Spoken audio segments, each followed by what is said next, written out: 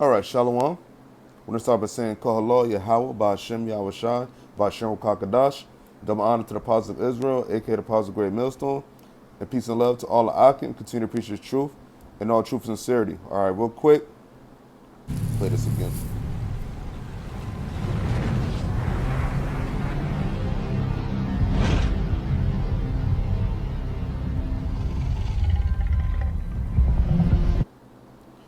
All right, so if you look in here to the ones that don't know, this is from a movie called Godzilla versus Kong.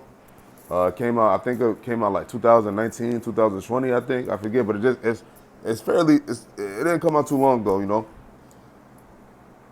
Basically it was about, apex predators or apex warriors, whatever it was called. Um, you know, basically saying there can only be one, is either out of Godzilla or Kong. Now, ultimately, I forgot what the basically was really along the lines of Esau trying to steal essence of things and make his own little whatever. But I'm not really going to get into the movie itself, but I'm going to get into actual Godzilla because I was reading the scriptures, and a scripture that always stuck out to me is in the book of Job, the 41st chapter. Speaking about Leviathan. Now, not saying that Godzilla is Leviathan, but you can tell through the scriptures and through the knowledge that Esau made the character Godzilla from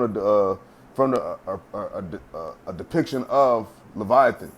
Okay, so the way Godzilla is designed and the way he looks and his body and like what entails of Godzilla, it really goes back to Leviathan. You know what I'm saying? They spitting out the fire. They get, because these devils, they get things from the scriptures. They don't have their own ideas. They take everything from the scriptures, man. All right, which is the best thing to take from if you're going to take some. But at the end of the day, they taking it from the scriptures. And I was reading the book of Job, the 41st chapter, and it speaks about Leviathan. And basically how massive he is and how basically like he ain't nothing to play around with. So was Godzilla, because if you watch this movie, Godzilla was he basically was giving it to Kong, and the world, America, Esau, he was basically intimidated by Godzilla, because they basically knew that Godzilla was a dangerous motherfucker, because because you gotta remember, Godzilla, like it's not like because I'm gonna go into the scripture, but if you really think about the concept of Godzilla, if he could be on the sea and on the earth. You know what I'm saying? Leviathan is in the sea because most of the time Godzilla is in the sea. But, he can step up off the sea and get on ground. But Godzilla is big as shit. You know what I'm saying? And he's like, and probably in Godzilla, the designs that Esau made for Godzilla to depicting, well, they get the descriptions for Leviathan, probably nowhere near comparison what Leviathan really looks like, man. All right? Because the Lord said that Leviathan is like something crazy, crazy, crazy scary. All right, even though Godzilla, I feel like the way they designed it, it was a scary. Like Godzilla, look at him. You know what I'm saying? This is something that's in the water. Look at his skin. And when you read the scriptures and it describes Leviathan, it's like, damn, that's where they got the concept of Godzilla from. Now, I'm gonna read the book of Job, the 41st chapter, and I'm starting from the top. And it reads, one second. Canst thou now draw out Leviathan with an hook, or his tongue with the cord which thou lettest down? Because when people go to fish, what do? They got the fishing pole, and they got the string on it with the hook on it, and they cast it down in the water. All right, to fish. Okay. Canst thou put a hook into his nose, or bore his jaw through with the thorn? Because that's how people catch fish. They latch onto it, hook onto it, and and it usually goes to their mouth, the corner of their mouth, jaw, whatever, and it brings them up. That's why they put the bait. So when they go to the bait, the bait, they have it to where the bait is on the hook, and when they go to try to get the bait, the hook latches onto the fish's mouth or whatever. It says, "Will he make many supplications unto thee? Will he speak soft words unto thee?" So like, is he like, when you try to draw him out, is he going to be nice with you? Is he going to be like, "Hey, how you doing? You want me to come up?" Okay. Will he make a covenant with thee? Will he make an agreement with thee? It says, will he make a covenant with thee? Wilt thou take him for a servant forever? So are you going to bring a Leviathan and put him as a servant? You know what I'm saying? Because there's I don't want to call them myths, but there have been instances where there have been people in the deep sea ocean and all that, and ships, big sea vessels that Esau has in the ocean have been getting tampered with and being compromised, and low key, it could be like, Leviathan have the Lord have a Leviathan get down. I'm not saying that's what it is for sure, but we don't know like being that he's the apex down there, because remember he's at the bottom, you know. That's why I said, canst thou draw out Leviathan? Like with a hook, are you going to fish him out? But anyway, reading on, this is Job 41.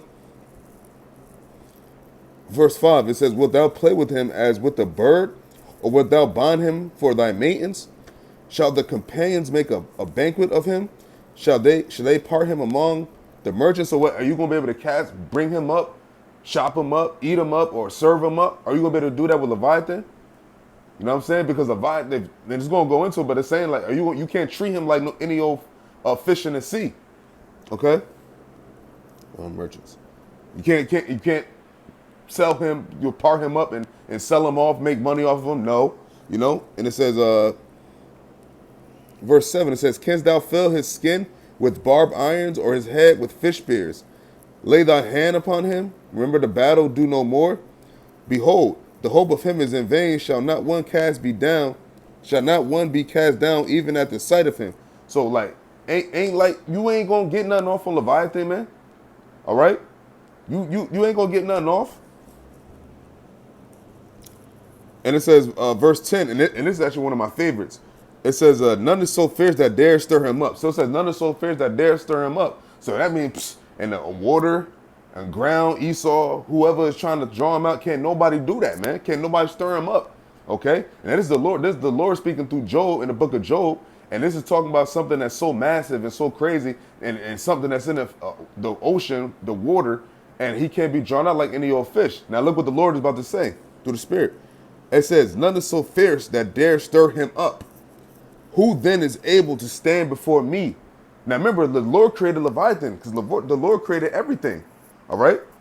The Lord created everything. So if the Lord has something so crazy, remember, it's not just one Leviathan. It's probably a whole bunch of them down there, man. The Lord, because remember, the Lord said all his creations are infinite, man. He has many any creation he has many of them, man. All right, so there's many Leviathans. Remember, the ocean, the ocean is so vast.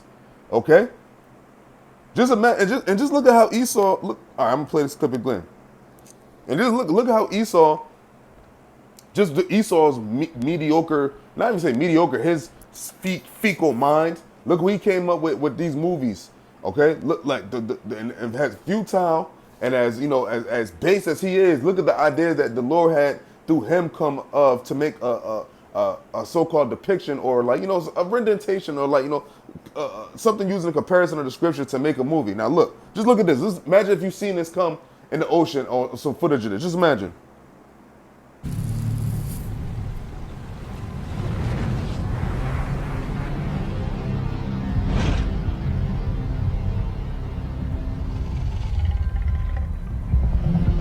Look at that. Look at his face. Look at his skin, man. That's in the imagine.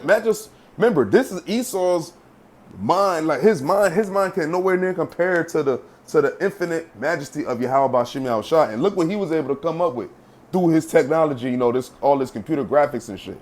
I got one more time, man, because I love this scene in this movie.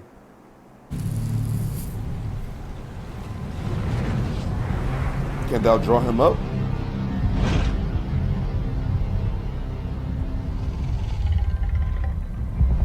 Here's my favorite part right there.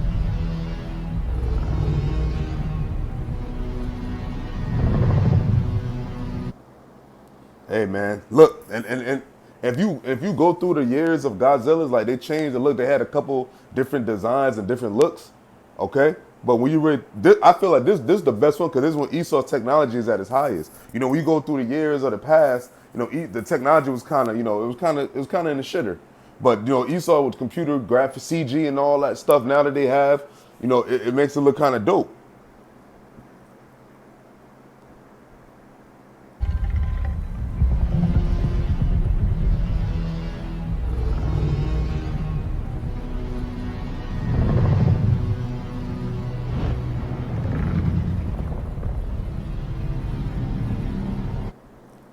Hey man, so like that's just a little something, just something, I was meditating on, reading, actually through the spirit. I did a video earlier, but my dumb ass forgot to put the mic on, and it is what it is. But the spirit must keep going. You got to keep fighting through the spirit of Bahasham Yahawashi. So and the kingdom comes, we gonna be able to have that power over Leviathan, man, because the Lord is gonna give us dominion back over the animals, man. And he's one of the Lord's creation that the Lord said we could have dominion on through his son Yahawashi, and then Lord willing to be part of the elect, man. Because the Lord had the earth created to be inhabited, and Israel, Jacob, who the Lord made his covenant with, is to reap the benefits of the Lord's creation of the earth, the universe, and all of that, man. And Esau's ass is about to go down, man. All right, so with that, hopefully this is edifying. We give all praises to Yahawah Bashim Al-Shah. Hey, keep striving, stay in the spirit, faith, pray. Anything you got to do to stay in the spirit of Yahawah Bashim Al-Shah. Shalom.